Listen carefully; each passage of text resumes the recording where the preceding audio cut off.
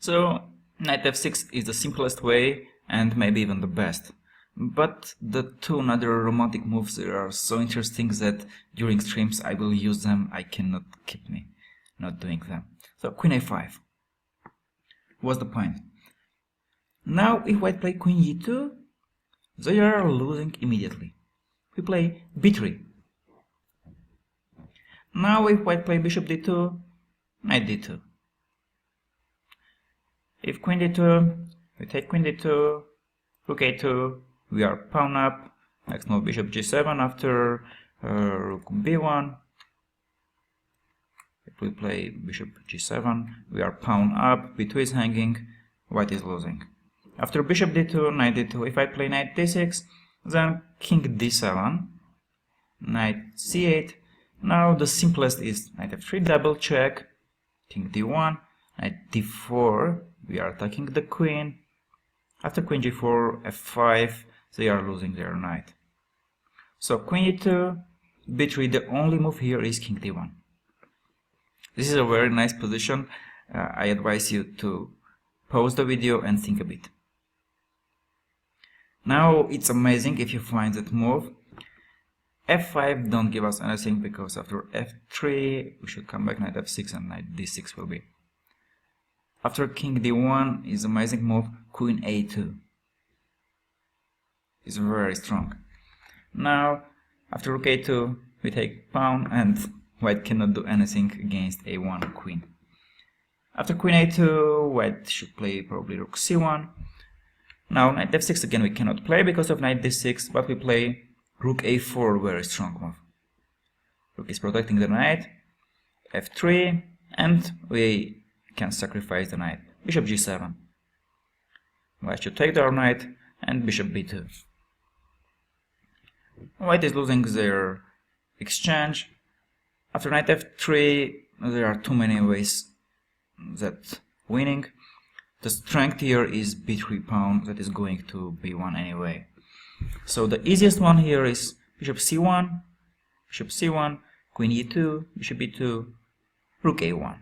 Now b2 is coming, the only move is king d2, but then rook a2 check.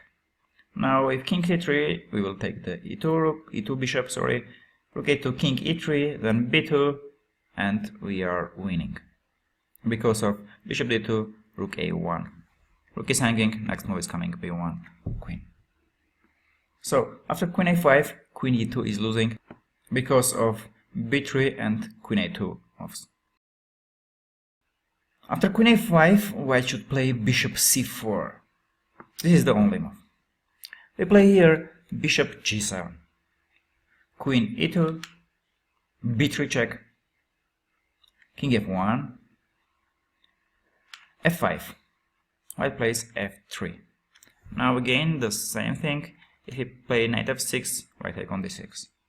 What we are doing, we are sacrificing our knight. Castle.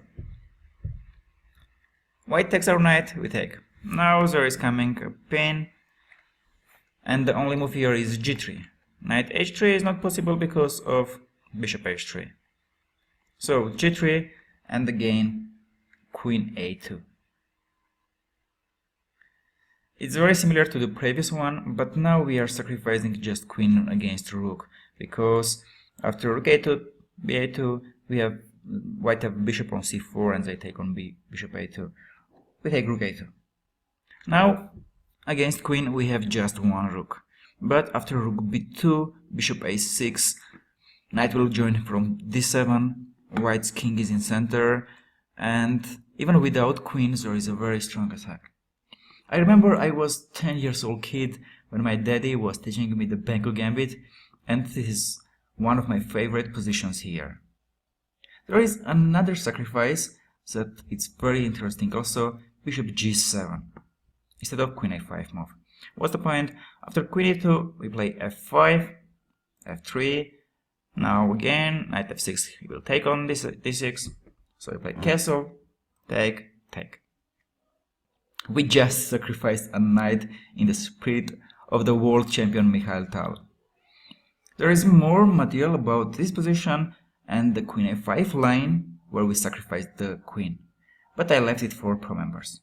You can simply play knight f6 move. Just don't fall into the trap with knight e4 and get checkmate on the 7th move.